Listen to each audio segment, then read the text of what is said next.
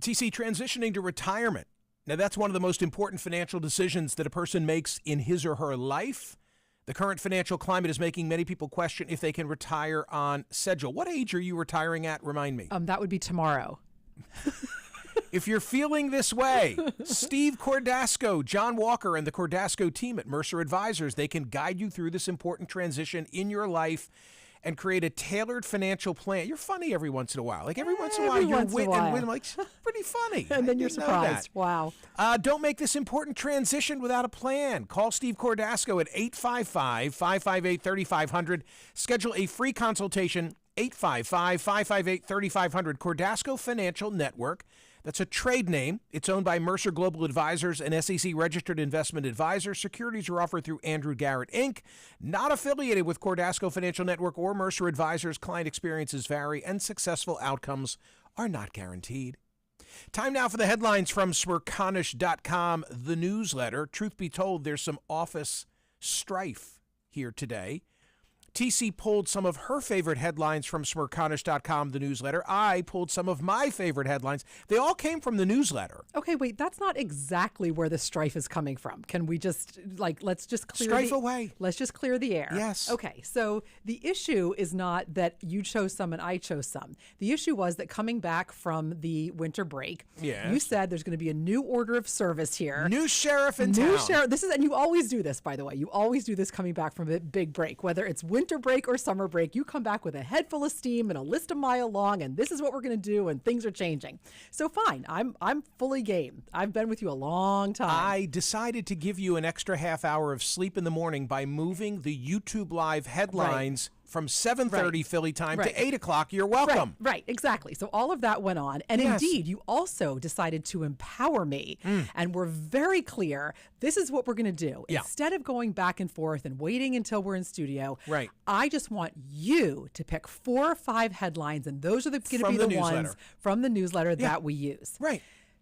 So, and then this morning, graciously, I helped. Yesterday, that was what we did. Right. Today, I dutifully, early in the wee hours, go through. I'm picking the headlines that you chose, 4 or 5, the ones that you chose from the newsletter that I knew you would want to talk about. I'm almost done, and I get an email from you. Here are the headlines I'd like to discuss. Okay, well, you had yesterday. I died. Did you enjoy yesterday? Day two. You're back in the saddle. How many of the headlines they all came from the 20 aggregated links of Smerconish.com. So you'll find this interesting. How many that you picked matched what I picked? Every single one except one. Okay, can you believe that? There you go. But that's pretty good, right? Yeah. That means we know each other. What was the one that didn't? I didn't use, interestingly enough, the thumbnail. I didn't use the Payless, Bayless. Skip Bayless Hamlin tweet because I think in my mind you didn't have an update and that wasn't going to be the focus, and maybe we would have discussed it earlier. So I thought, no, we're not going to do that in this segment. I'm going to get to that momentarily. You knew we were going to talk about the football situation. Of course. Just not from that angle. Correct. Okay. So that's why I didn't put it on there. We totally matched on everything we knew we were going to talk about for headlines. I also pretty impressive. Added because of yesterday's poll question, I put in the Wall Street Journal piece that you pulled about the bosses. Right. And you hadn't put that in your, okay, let's do it. Ordered list. Let's do it. Okay. Shall we proceed? That's what happened. 18,000. 18,900. I think it's a good thing. I think it's a good thing that we're in sync. By the way, Michelle on YouTube says, please make it stop. Mom, Dad. 18,985 votes were cast yesterday, Michelle, at Smerconish.com, which was terrific because I opened the program first live show of 2023 talking about American ambition and whether it's in decline. And 2/3, 65.13% said, yes, it is in decline. And TC is right. There's a story today at Smerconish.com and in the newsletter from the Wall Street Journal. Headline, more bosses order workers back to the office as job market shifts. They cited Vanguard Group, Jack Bogle, maybe he rest in peace, and workplace technology company Paycom Software and others having sent directives to employees in recent weeks urging workers to follow existing hybrid schedules or to come into the office on additional days in 2023. We talked about this in the waning days of 2022. We did. And both as the parents of millennials, like, we know that the power right now rests with the employees because they're in such demand. Maybe that shifts. Maybe, with a changed job picture, employers will have more leverage. But right now, it's the youngins who have the leverage, and they don't want to come into the workplace 9 to 5, 5 days a week. And they have no problem saying it. That's what is amazing to me. I mean, I just know that when I was that age, it was like, yes, whatever you say, it's yes. And that's just not the case right now. David Garfield, global head of industries at consulting firm Alex Partners, who has worked with executives on how to approach return to office issues, says, quote, employers are not having an easy time of it. So, yeah, that's a very interesting issue. Now, today's poll question, and TC, I want to tell you something about this. Oh. It has to do with Kevin McCarthy yesterday. Yes. And of course, the 3-time vote that he came up short. Who knows what happens today? I'm asking this question. I guess it's self-evident. Should House Democrats work with House Republicans to elect a compromise GOP candidate for House Speaker? I'm fascinated where this vote, not Democrats are, I mean, that vote and this vote. Yeah. Turns out. Democrats are just like, voting for Hakeem Jeffries and letting it all happen on the other side of the aisle. The Hill had something about like eating popcorn, literally, like watching it all go down. But theoretically, instead of being passive, they could be very active in how it all gets resolved. They can vote for anyone they choose. Yeah. Or they can just leave the floor and alter the number of votes that it would require, because it's those who are in person and present voting. So there are things Democrats could do to try and maybe, hey, we'd all vote for Brian Fitzpatrick. If you'd go for Brian Fitzpatrick, we'll all vote for him, and influence who might, instead of Jim Jordan or Steve Scalise, much less Kevin McCarthy. Now, here's the part I wanted to share with you. Tell me. So, as of the beginning of the morning YouTube headlines, 8 a.m. Philly time, 600 votes were cast on that poll question, and it was 53-47 yes, meaning yes, Democrats ought to play ball with Republicans and try and influence the outcome of the speaker's race. And you and I have noted in the past that something really interesting takes place with our daily poll questions. Yesterday, there were roughly 19,000 people who voted. But the first group in the door seem to get it right in terms of where it will all end. So I want everybody... We've even noticed that on Saturdays when the voting is double that. Yes.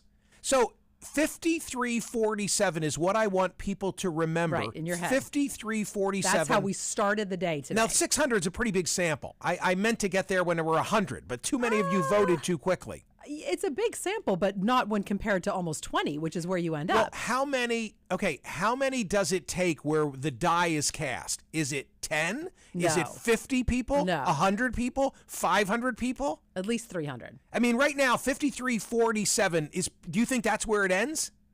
I would have said, without seeing the 53-47, that it would skew much more to the yeses. So I'm curious to see where I like it in that it's a competitive vote. Right. It's a but competitive my point was, vote. when I have to confess, when I saw the survey question as presented by the host of the program this morning, I did not think it would be a competitive vote. What you thought that people were going to say, no, don't do that? No, I thought people would say yes. Yes, do it.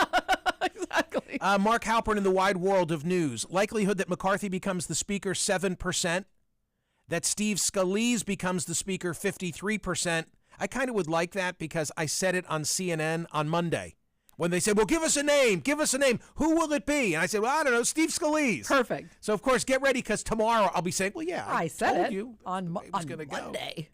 Go. North Carolina's Patrick McHenry, 10%. Ohio's Jim Jordan, 5%. Some other House Republican we're not thinking of, 25%, says Mark. A Democratic speaker, a Blutarski, 0.0%, says Mark. A speaker from outside the House, everybody loves talking about that, 0%. Okay, Damar Hamlin, After suffering a cardiac arrest mid-game on Monday, the Buffalo Bills safety Damar Hamlin remains sedated on a ventilator as doctors work toward getting him to breathe on his own. Still in critical condition as of Tuesday night. Turns out that he had to be resuscitated twice that night, once on the field and again when he was hurried into the University of Cincinnati Medical Center. The Skip Bayless issue is this, and I'm not so conversant about the Fox Sports host, who is, I think, a 72-year-old guy and, controversial by nature, by definition.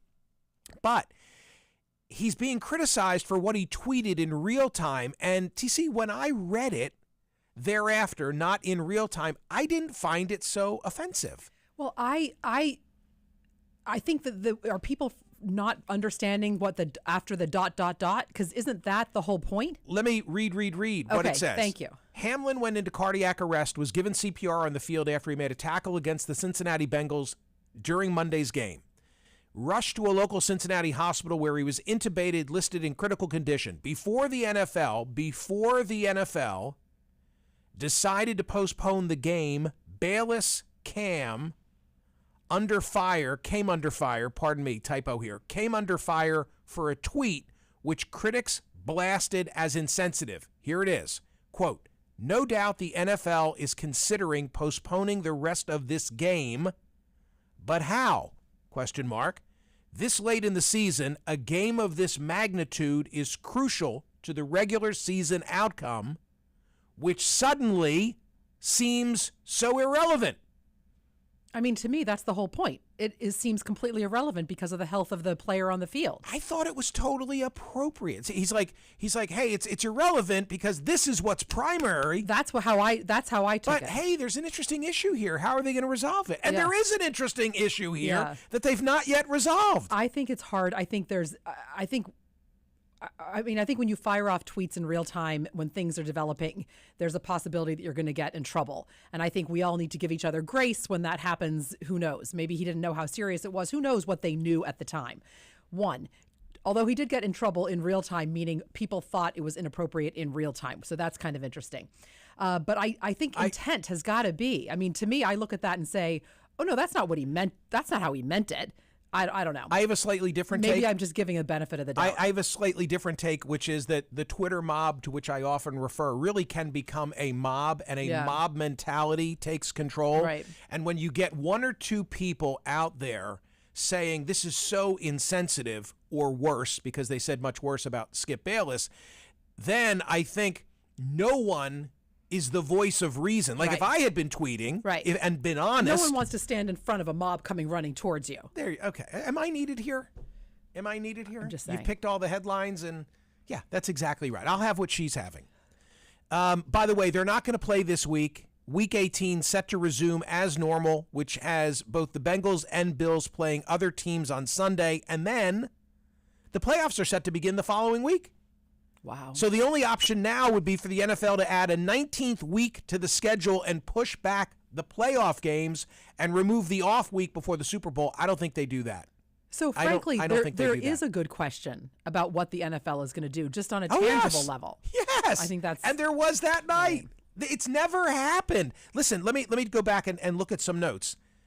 No NFL game has ever been suspended and then resumed on another date.